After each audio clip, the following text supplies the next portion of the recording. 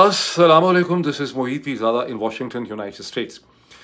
यहाँ अमेरिका के east coast में अभी 11 सितंबर 2025 की रात है, लेकिन हिंदुस्तान, पाकिस्तान, बरसगीर में, मशरक़ वस्ता में, नॉर्थ अफ्रीका में अब 12 सितंबर 2025 की सुबह हो रही है।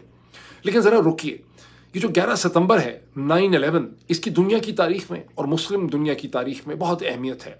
और गुज़िश्ता चंद हफ्तों से, महीनों से और कुछ पिछले 24 घंटों में भी इस किस्म के बहुत से वाक़यात हुए हैं, जिसकी वजह से 9/11 के दिन की अहमियत बहुत ज़्यादा उजागर होती है, बढ़ के हमारे सामने आती है। ये बड़ा ज़रूरी है कि हम इसको बहुत रिविज़िट करें, इसकी अहमियत को समझने की कोशिश करें और जो कुछ इस वक़्त हो रहा है उसके साथ हमें इसे जोड़ के देखें।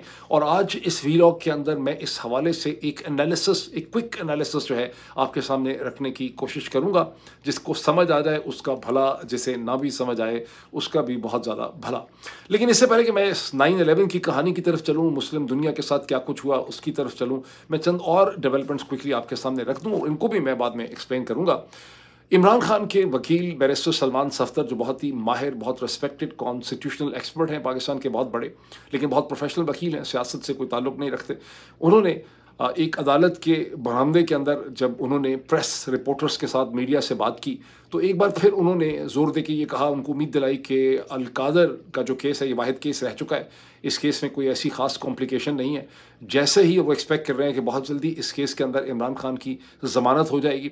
कुछ दिन पहले अलीमा खान साहिबा ने भी ऐसा ही कहा था।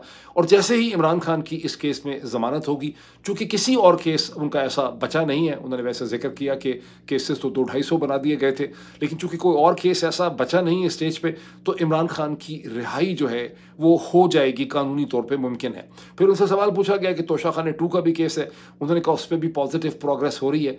तो बेसिकली तौर पे जब उन्होंने ये कहा बैरिस्टर सलमान सफ्दर ने, उसके बाद जैसा कि पाकिस्तान का माहौल है और जो पाकिस्तान में एक ज़हनी सूरत हाल है, पाकिस्तान तहरीक इंसाफ के यूट्यूब चैनल, बहुत से ट्विटर हैंडल जो हैं, उस पे ये दावा कर दिया गया कि सलमान सफ्दर ने, बैरिस्टर सलमान सफ्दर ने बहुत बड़ी खबर दे दी है, इमरान खान की रिहाई जो है वो बहुत जल्दी होने वाली है। असल में क्या है कि बैरिस्टर सलमान सफ्दर चूँकि सिर्फ़ एक प्रोफ़ेशनल वकील हैं और वो एक समझदार आदमी है, वो सिर्फ़ अपने काम से काम रखते हैं, कानून की बातें करते हैं, वो सियासत में जाते नहीं हैं। इमरान खान पे बना हुआ कोई भी केस जो है वो कानूनी है ही नहीं है। बैरिस्टर सलमान सफ्दर ने बहरहाल अपना काम करना है, उनका काम है कि अदालत में जाएँ। लेकिन इमरान खान पे कोई भी केस ऐसा नहीं है जिसकी किसी भी किस्म की टके की भी कोई कानूनी हैसियत हो। तो किसी कानून की मसले के रिज़ॉल्व हो जाने से, इमरान खान की अदालत के फ़ैसला कर देने से या बेल देने से इमरान खान की रिहाई जो है वो मुमकिन नहीं हो सकती। और अगर कोई और चीज़ निकाल लेंगे, तोशा खाने 2 के अंदर उनको सज़ा हो जाएगी, नहीं तो कोई और चीज़ जो है वो निकल आएगी। कुछ और ना भी निकले तो उनको कोई फ़र्क जो है वो नहीं पड़ता। जब तक पाकिस्तान की पॉलिटिक्स का जो ऊँट है वो किसी मुनासिब करवट नहीं बैठेगा और वहाँ पर एक पॉलिटिकल अंडरस्टैंडिंग डेवलप नहीं कर सकेगी, या वो मजबूर हो जाएंगे डिसीजन मेकर्स किसी वजह से, इमरान खान की रिहाई मुमकिन नहीं है। बहरहाल ये एक पॉइंट है, अभी मैं इसके ऊपर मज़ीद आता हूँ। इमरान हाज़िर मज़ारी और इस्लामाबाद हाई कोर्ट के जस्टिस, जो चीफ जस्टिस हैं, जनाब सरफराज डोगर साहब के दरम्यान में खासा एक दिलचस्प किस्म का मकालमा हुआ। पाकिस्तान के तकरीबन तमाम ही अंग्रेज़ी, उर्दू के अखबारात ने और सोशल मीडिया ने इसकी हेडलाइन लगाई है, इसका बहुत तज़किरा किया है। लेकिन असल चीज़ जो है, उसमें जो बहुत इंटरेस्टिंग चीज़ निकली है चीफ जस्टिस साहब के हवाले से, उसे अक्सर लोगों ने मिस कर दिया। वो और चीज़ों में फंस गए हैं कि तकरार हुई, बदतमीज़ी हो गई, स्टैंड ऑफ हो गया, बड़ी टेंशन थी उनके दरम्यान में। वो जो असल इंटरेस्टिंग चीज़ निकली है वो मैं आखिर में आपको सुनाऊंगा, बिकॉज इससे पहले बहुत सी सीरियस किस्म की चीज़ें जो हैं वो मेरे सामने हैं। इस्लामाबाद ही की एक अदालत ने, जिसमें जस्टिस तो नहीं है, एडिशनल जज है मेरा ख्याल है अफजल मजोका साहब, जिन्होंने इमरान खान के भी एक केस में फ़ैसला किया था, बड़ा मशहूर ज़माना किस्म का केस है। जज अफजल मजोका साहब ने जो 27 यूट्यूबर्स के ख़िलाफ़ एक मजिस्ट्रेट ने फ़ैसला किया था, जिसमें ये नाचीज़ भी शामिल है, मेरे अलावा उसमें इमरान रियाज खान भी हैं, उसके अंदर वजहात सईद खान साहब भी हैं, उसके अंदर सबी काज़मी भी हैं, उसके अंदर साबिर शाकिर भी हैं, उसके अंदर बहुत से और भी लोग हैं। तो वो जो 27 लोगों का था, उसमें से 11 जो यूट्यूबर्स हैं पाकिस्तान के अंदर, जिसमें मतीउर जान है, जिसमें असतूर साहब हैं, जिसके अंदर शहाब हैं, कोई और लोग हैं, उन सबको रिलीफ देती है। और बड़ा सख्त उन्होंने झड़कियाँ दी हैं सेशन जो मैजिस्ट्रेट था कि उसने गलत फैसला किया है, ये केस गलत जो है वो बनाया गया है। लेकिन बाकी सब लोगों को इसलिए रिलीफ नहीं दी कि ये उनके सामने हाज़िर नहीं हुए, ये पाकिस्तान से बाहर हैं। अब इसमें मज़े की बात ये है कि जो लोग पाकिस्तान से बाहर हैं मेरी तरह के, इनको इजाज़त ही नहीं है अदालत के सामने हाज़िर होने की। बिकॉज़ अगर आप अपना वकील भेजते हैं तो उससे अदालतें ये कहती हैं, और हम बेतहाशा केसेस के अंदर अपने वकील भेज चुके हैं, तो अदालत ये कहती है कि पहले इन्हें कहें कि सरेंडर करें, पहले ये फिजिकली पाकिस्तान में आएँ, अपने आप को अदालत के प्रोसेस के हवाले करें ताकि इनको हम फेंटी लगाएं, इनकी हड्डियाँ हम तोड़ दें, इनका खून निकालें, उसके बाद इनको हम किसी और चीज़ के बारे में इनकी बात सुनेंगे। तो बहरहाल उन्होंने उनको रिलीफ दे दिया। मैं मज़ीद आपको एक्सप्लेन करूँगा इसकी इम्प्लीकेशंस क्या बनती हैं। हिंदुस्तान के कई अखबारात ने एक बड़ी इंटरेस्टिंग स्टोरी निकाली है। उन्होंने कहा कि पाकिस्तान की आर्मी जो है वो साइबर वॉरफेयर की तरफ बहुत बड़े तरीके से जा रही है, और उसका एक बहुत बड़ा जो सिम्टम है वो ये है कि रावलपिंडी की जो 10th कोर है, जिसे रावलपिंडी कोर कहते हैं या कोर 10 कहते हैं, उसके जो कोर कमांडर नए आ रहे हैं, जो आमिर एहसन नवाज साहब हैं, जिनके वालिद साहब भी कोर कमांडर थे, बड़े रिस्पेक्टेड थे। खुद आमिर एहसन नवाज साहब ने अमेरिका से भी ट्रेनिंग की हुई है, फोर्ट लीवनवर्थ से उन्होंने NDU से भी ट्रेनिंग की है, कहीं और से भी उन्होंने ट्रेनिंग की हुई है। लेकिन जब ये नेशनल जहाँ पे कोयटा स्टाफ कमांड कॉलेज में इनकी जो स्पेशलाइजेशन थी वो साइबर वॉरफेयर के हवाले से थी। साथ ही एक दूसरी खबर भी लगाई है कि ISPR जो है उसने मज़ीद 6,500 इंटर्नीज जो है उनको रिक्रूट किया। ISPR अच्छी पैसे भी देती है इंटर्नशिप के दरम्यान में, और इन्हें ट्रेनिंग दी जा रही है इंफॉर्मेशन वॉरफेयर की। हिंदुस्तान के अखबार जो है उनका ये ख्याल है कि ये हिंदुस्तान के ख़िलाफ़ जो है ये इंफॉर्मेशन वॉरफेयर होनी है, साइबर वॉरफेयर होनी है। हमारा ये ख्याल है कि हिंदुस्तान में इतने इंटरेस्टेड नहीं है ये साइबर वॉरफेयर और इंफॉर्मेशन वॉरफेयर, इनकी खालिस्तान हम बेचारों के पाकिस्तान के जो लोग हैं उनके ख़िलाफ़ इनकी होनी है। 78 डेज़ रह गए पाकिस्तान के army chief general Asim Munir साहब की बाकी रह गए उनकी रिटायरमेंट में और नए आर्मी चीफ की तैनाती के दरमियान में, और जो शरीफ ख़ानदान ने जनरल आसिम मुनीर के साथ जो भी डायलॉग करना है, जो सेटलमेंट कर दी है, उसमें अब 78 डेज़ रह गए।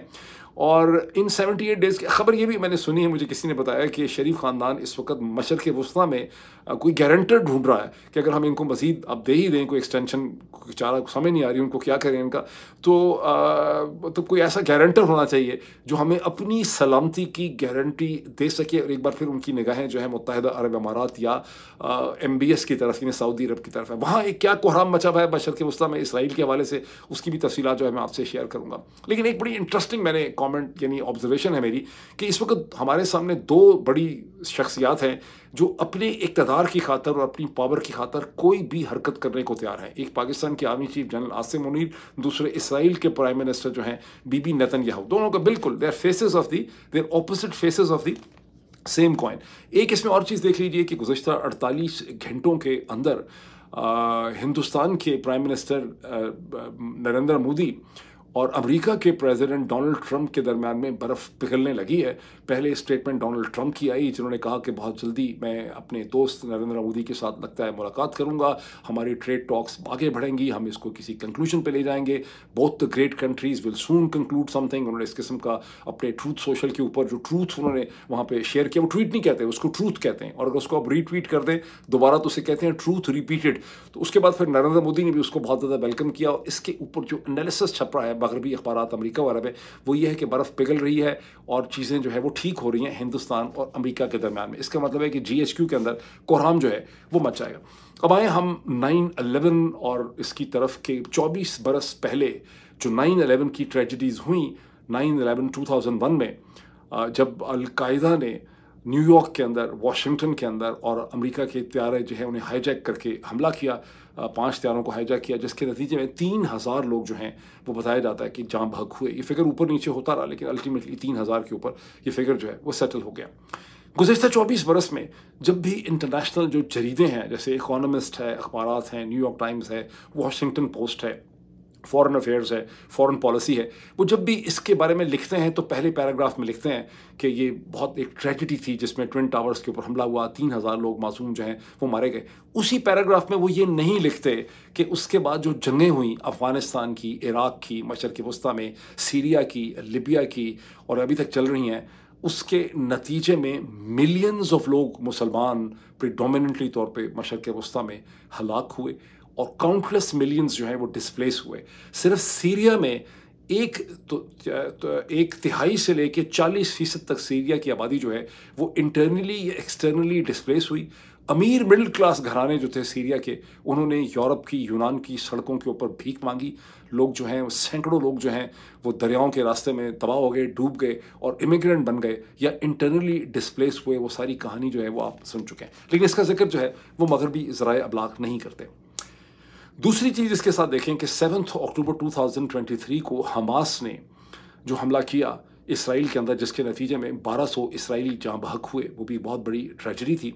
लेकिन उसके बाद 64,000, अब तक 64,000 जो लोग हैं गाज़ा में जाँ बहक हो चुके हैं। और पूरा का पूरा गाज़ा, जिसकी पुरानी लोग फुटेज शेयर करते हैं कि 7 अक्टूबर से पहले वहाँ क्या सूरत हाल थी, कैसे ट्रैफिक होती थी, कैसे स्काई स्क्रेपर्स थे, कैसे क्वालिटी ऑफ लाइफ थी, वो अब एक खंडर बन चुका है। एक ऐसा खंडर और एक ऐसी सूरत हाल जिसका अभी भी कोई हल नहीं। इसका लर्निंग आउटकम क्या निकलता है? इसका लर्निंग आउटकम ये निकलता है कि मुस्लिम दुनिया के अंदर जो पूरा का पूरा एक इंटेलेक्चुअल डिस्कोर्स है, जिसे मुख्तलिफ लोग हर वक्त आगे बढ़ाते रहते हैं, मजबूती का, ताकत का, जिहाद का, मुख्तलिफ चीज़ों का, मगरब की इस्तेमारी और साम्राज्यी ताकत जो है उसके साथ ये जो जिहादियों का जो फिज़िकल क्लैश है, ये बिल्कुल भी कोई रिजल्ट्स यील्ड नहीं कर सकता। ये बिल्कुल बेकार है, ये बेसूद हो चुका है, ये कोई स्ट्रेटजी नहीं है। असल में मुख्तलिफ स्ट्रेटजीज़ चाहिए, और वो स्ट्रेटजीज़ जो हैं वो इंटेलेक्चुअल हैं, वो स्ट्रेटजीज़ जो हैं वो स्ट्रक्चरल ग्रोथ की है, वो इकोनॉमिक ग्रोथ की स्ट्रेटजी है, वो मगरब के उन हिस्सों में जो खुद इस्तेमार के ख़िलाफ़ हैं, जो left of the centre politics है, उसे इंगेज करने की स्ट्रेटजी है। लेकिन ये वो सब चीज़ें हैं जिन्हें मुस्लिम दुनिया की अंदर की जो सियासत है वो इन्हें कबूल नहीं करती। और मुस्लिम दुनिया के अंदर, जैसे पाकिस्तान की एग्जांपल देख लें, जहाँ हर किस्म के मजहबी ग्रुप और फ़िरके पैदा किए गए हैं जो बुनियादी तौर पर वहाँ के माशरों को कमज़ोर करते हैं और ऐसे इश्यूज़ पैदा करते हैं जिसकी वजह से मुस्लिम माशरे और मुस्लिम नेशंस जो हैं वो और कमज़ोर से कमज़ोर होती चली जाती हैं और वो दुनिया के अंदर अपनी पोजीशन को नेगोशिएट नहीं कर सकते। ये तो एक चीज़ है। लेकिन अब इसका अभी ज़ाहिर है कि ये दोनों जो चीज़ें हैं, 9/11 भी और 7 अक्टूबर, इसके बारे में अल्टरनेट थेरीज भी एग्जिस्ट करती हैं। 9/11 जो है उसके बारे में अल्टरनेट थ्योरी एग्जिस्ट करती है कि ये किसी ताकतवर लॉबी का प्लान था जिसने अलकायदा को पेनिट्रेट करके या अलकायदा को इस्तेमाल करके ये सब कुछ किया, और मकसद ये था कि मशरक़ वस्ता को रीऑर्डर किया जाए। ये जो कॉन्स्पिरेसी थ्योरी है, ये इसकी सपोर्ट में भी बहुत कुछ जो है वो दिखाया जा सकता है और कहा जा सकता है। कुछ चीज़ें मैं आपके साथ अभी शेयर भी करने वाला हूँ। इसी तरह से 7 अक्टूबर के बारे में है कि 7 अक्टूबर जो हमास ने किया वो भी एक ग्रैंड स्ट्रेटजी थी शायद प्राइम मिनिस्टर नेतन्याहू की, जिसका मकसद ये था कि गाज़ा को फ़लस्तीनियों से साफ़ किया जाए और 2 स्टेट सोल्यूशन जो है उसे हमेशा हमेशा के लिए ख़त्म कर दिया जाए।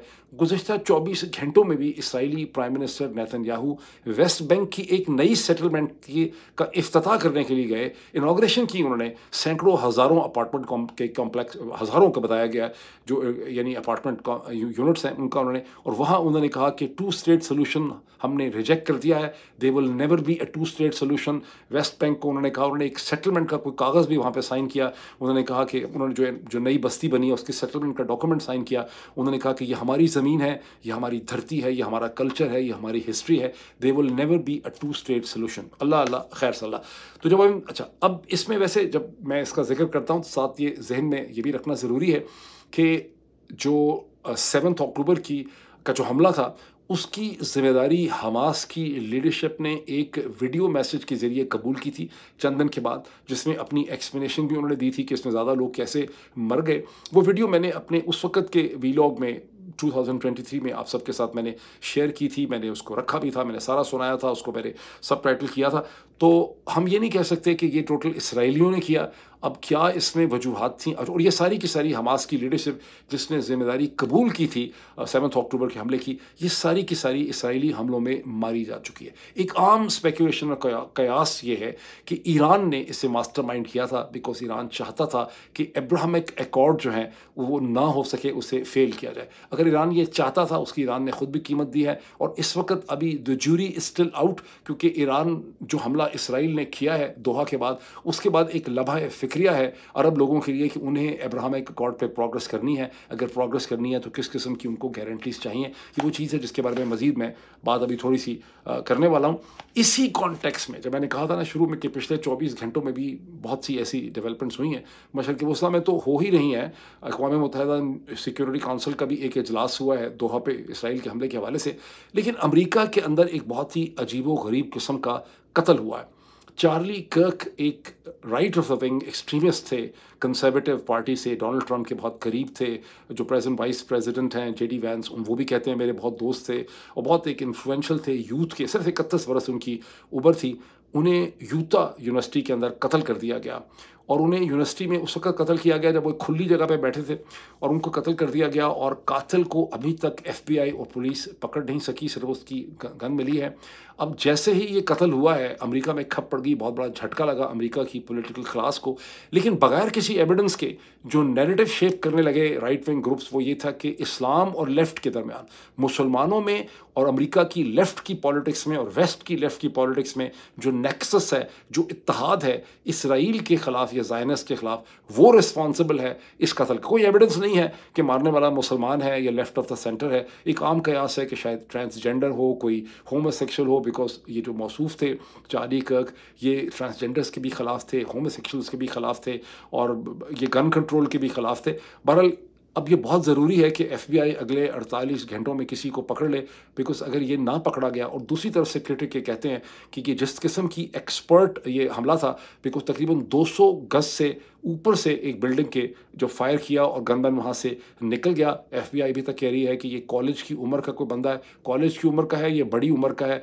क्रिटिक ये कहते हैं कि एक इंतहाई trend, military grade trend assassin था जिसने ये वारदात की है और ये वारदात के पीछे किसी किस्म की पॉलिटिकल लॉबी है। इनको कोई फ्रस्ट्रेटेड गुस्से वाला नौजवान जो है वो यहाँ पे नज़र नहीं आ रहा।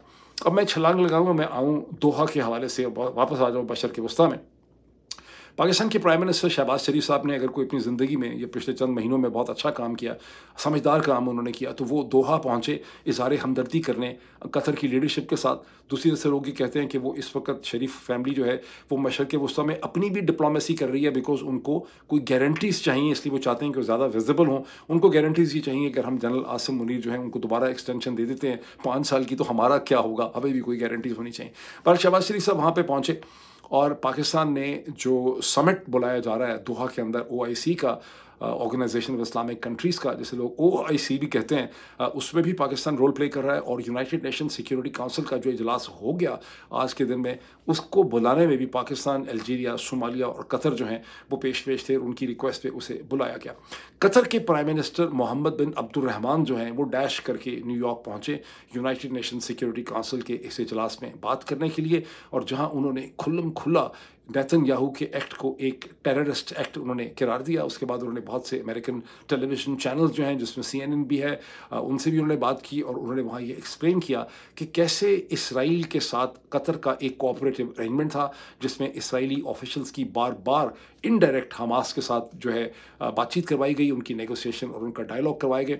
ज़हन में रखिए कि कतर में दोहा का चूँकि छोटा सा साइज़ है दोहा ने हमेशा अपने कद से ऊपर पॉलिटिक्स में अपने आप को लेवरेज करना चाहा है। अल जज़ीरा की जो क्रिएशन है लेट 90s में दोहा के अंदर, वो भी बेसिकली दोहा की एक पॉलिटिकल लेवरेजिंग है मशरक़ वस्ता में और दुनिया के साथ अपनी अहमियत को उजागर करने के लिए। अदरवाइज़ कतरीज़ जो हैं, जो खुद कतरीज़ हैं कतर की रिपब्लिक के अंदर, वो सिर्फ 2.5 लाख मेरा ख्याल है कतरीज़ हैं, उनकी अपनी आबादी सिर्फ 2.5 लाख है। जैसे मुत्तहिदा अरब अमारात में जो इमाराती हैं वो सिर्फ 12 लाख हैं, आबादी 1 करोड़ से ज़्यादा है। यहाँ पर कतरीज़ जो हैं वो 2.5 लाख हैं, बाकी सब के सब उनकी इमिग्रेंट वर्किंग फोर्स है। तो ये जो कतरी है बड़े इंटेलिजेंट कम्युनिटी है, इन्होंने लेवरेज किया है। जिस तरह से इन्होंने अफ़गान जो तालिबान थे उनको यहाँ पर बिठाया, उनकी अमेरिका से नेगोशिएशन की, जिसके नतीजे में अमरीकी अफवाज का इनखला हुआ अफ़गानिस्तान से। इसी तरह से इन्होंने हमास को भी यहाँ बिठाया और हमास को ये पैसे देते रहे इसराइल की मर्ज़ी से, और वो कैश खुद इसराइली ऑफिसर्स जो थे वो हमास को गाज़ा में दिया करते थे। ये तमाम चीज़ें जो हैं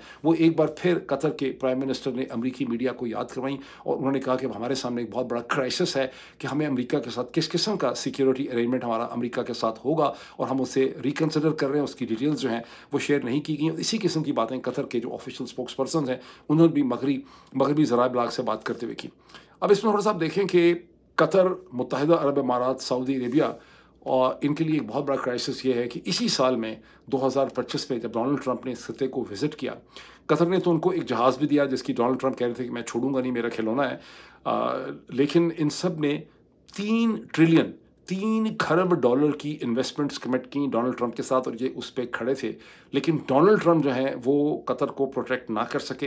एक्सप्लेनेशन ये है कि उनको पता नहीं चला, उनको देर से पता चला, उनको मिलिट्री ने बताया, वो कतर को नोटिफाई नहीं कर सके।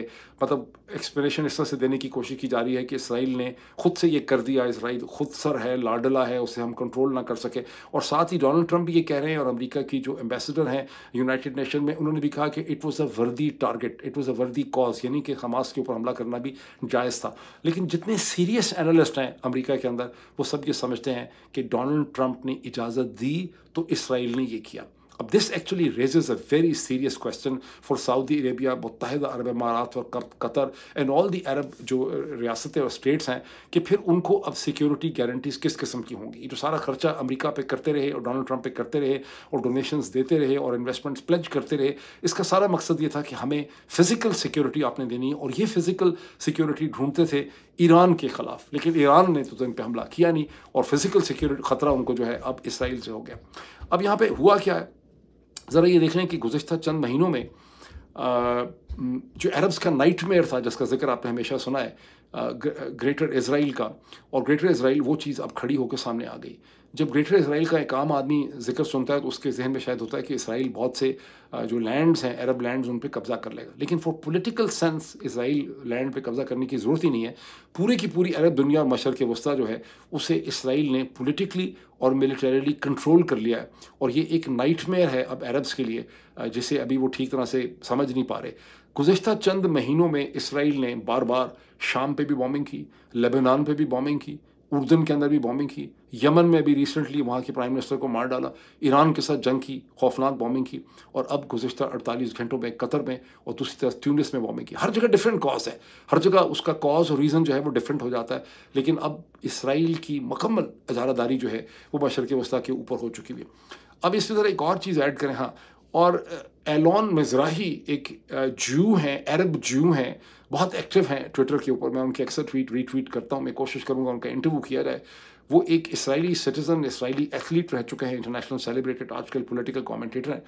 उन्होंने एक ट्वीट किया, उन्होंने कहा कि अरब्स का प्रॉब्लम ये नहीं है कि उनके पास फायर पावर नहीं है, अरब्स ज़हनी तौर पर बहुत ज़्यादा कमज़ोर हैं, सेल्फ रिस्पेक्ट की कमी है, ज़हनी तौर पे कमज़ोर हैं, इसलिए ये सूरत हाल इस वक्त उनके ऊपर है। हारित्स जो इसराइल का लेफ्ट ऑफ द सेंटर बड़ा पेपर है, उसमें एक एनालिसिस छपा है जो एक अमेरिकन थिंक टैंकर ने लिखा है, शायद इसराइली हैं। उन्होंने कहा है कि एक हफ़्ता पहले शिन बेथ जो इसराइल की सिक्योरिटी एजेंसी है, और उसने एक प्लान, एक प्लॉट पकड़ा जहाँ पर हमास तुर्की के अंदर बैठ से इसराइल के एक राइट विंग जो मिनिस्टर हैं, मेरा ख्याल है बिन गवेर बिन अतमार, उन्हें कत्ल करने का प्लान था। तुर्की कहता है उसका इसके साथ कोई ताल्लुक़ नहीं है, लेकिन एनालिसिस ये कहता है कि अगर हमास को जो स्पेस अब तुर्की ने दी है और जो तुर्की की अपनी पॉलिटिक्स की डायरेक्शन है, तो ख़तरा ये है, जैसे आप रूल आउट नहीं कर सकते कि मुस्तक़बिल में कहीं तुर्की और इसराइल के दरमियान ही एक जंग ना हो जाए। और फिर एनालिसिस ये कहता है कि अगर ये जंग हुई तो ये बड़ी खौफनाक जंग होगी। उसकी वजह यह है कि जहाँ इसराइल के पास न्यूक्लियर डिटरेंट है, तुर्की के पास बेपनाह फायर पावर है, और एक बड़ी खौफनाक किस्म की जंग होगी जिससे पूरा का पूरा खित्ता जो है वो हिल जाएगा। असल में हुआ क्या, मशरक़ वस्ता के अंदर जो एक ट्रेडिशनल बैलेंस ऑफ पावर था वो डिस्टर्ब हो गया। असल में मशरक़ वस्ता का ये जो बैलेंस ऑफ पावर था 60s और 70s के पूरे मशरक़ वस्ता का, इसमें 3 की अरब स्टेट्स थी। एक मिस्र इजिप्ट था, फिर इसमें इराक़ था, फिर इसमें सीरिया शाम था। मिस्र को कैंप डेविड एकॉर्ड के ज़रिए अलग कर दिया गया, और फिर 9/11 वापस आए हम। 9/11 के बाद इराक़ और उसके बाद सीरिया को डिस्टेबलाइज कर दिया गया, जिसकी हकीकत से आप बिल्कुल वाकिफ़ हैं, जिसके नतीजे में इसराइल की मिलिट्री और फायर पावर अनहिंज हो गई है। आज मशरक़ वस्ता में कोई ऐसी पावर एग्जिस्ट नहीं करती जो इसराइल का रास्ता रोक सके, उसे चैलेंज कर सके। अब मीनवाइल हमारे प्यारे पाकिस्तान में क्या हो रहा है? प्यारे पाकिस्तान में हो रहा है, according to the Indian papers, Pakistan की आर्मी साइबर वॉरफेयर के अंदर बहुत ज़्यादा तरक्की कर रही है। रावलपिंडी की कोर 10 के जो कोर कमांडर हैं, जनरल आमिर एहसन नवाज साहब, जिनके वाले साहब भी को कमांडर थे, वो साइबर वॉरफेयर के बहुत बड़े एक्सपर्ट हैं। उन्हें कोर का लगा दिया गया है, वो कोर 10 को संभालेंगे। और साथ ही ISPR ने 6500 मजीद लोगों को इंटर्नशिप दी है पेड, जो कि इंफॉर्मेशन वॉरफेयर की तैयारी करेंगे। मैंने जैसे कहा कि हिंदुस्तान के अखबारात का ख्याल है कि ये इंडिया के खिलाफ करेंगे, इंडिया के खिलाफ तो कख ये करेंगे, बहुत ज़्यादा नहीं कर सकेंगे। ये असल में हमारे खिलाफ इंफॉर्मेशन वॉरफेयर करते हैं। हिंदुस्तान के खिलाफ अगर ये इंफॉर्मेशन वॉरफेयर करते होते तो फिर पहलगाम के बाद इनको ट्विटर खोलने की ज़रूरत ना पड़ती। ट्विटर उन्होंने सिर्फ इसलिए खोला कि इनको ट्विटर के ऊपर जो बेतहाशा पाकिस्तान वाली की तरह के इंटेलिजेंट किस्म के फिरोशस अकाउंट एग्जिस्ट करते हैं, जो नेशनलिस्ट भी हैं लेकिन इनके खिलाफ भी हैं, उनका वो ये इन्हें खोलना पड़ा। बिकॉज असल में हिंदुस्तान की जो नैरेटिव था उसका मुकाबला वो जो डजन्स ऑफ पाकिस्तान वालीज़ हैं और जो पीटीआई के ट्विटर वॉरियर्स हैं उन्होंने ही किया। इनके पास पाकिस्तान की मिलिट्री इस्टेब्लिशमेंट के पास कोई ऐसी इंटेलिजेंट कैपेबिलिटी नहीं है। बिकॉज ये थिंकिंग इंसान की जो सोच के ऊपर इन्होंने जो पहरे लगाए हुए हैं, उस सोच के पहरों के नतीजे में वो इंटेलिजेंस पैदा ही नहीं होती जो हिंदुस्तानी इंटेलिजेंस का मुकाबला कर सके। जो इन्होंने इंक्यूबेट की, जो टेस्ट ट्यूब बेबी ये बनाते हैं, वो टेस्ट ट्यूब बेबीज़ जो है वो इस काबिल ही नहीं है कि वो हिंदुस्तानियों से लड़ सकें। हिंदुस्तानियों से लड़ने के लिए इनको पीटीआई का क्राउड चाहिए होता है। आगे चलें इस्लामाबाद। अच्छा, और इसकी मज़ीद एविडेंस ये है कि ये सारा का सारा इनका जो तैयारी हो रही है साइबर वॉरफेयर की, वो हमारे खिलाफ हो रही है। वो अब इससे देखें कि इस्लामाबाद में अफजल मजूका साहब ने जो 11 यूट्यूबर्स हैं उनको तो माफ़ी दे दी है जो पाकिस्तान के अंदर उनके पास पहुंचे थे, मतीउर जान साहब, असतूर साहब, उसमें शहाब साहब और लोग हैं, और बाकी सबको उन्होंने कहा है कि चूँकि मेरे सामने नहीं आए तो हमें तो इजाज़त ही नहीं है। हमारे तो कई अदालतों केसेस में हमने जाने की कोशिश की और हमें बताया गया कि पहले अपने आप को सरेंडर करें, फिर आपकी बात जो है वो सुनी जाएगी।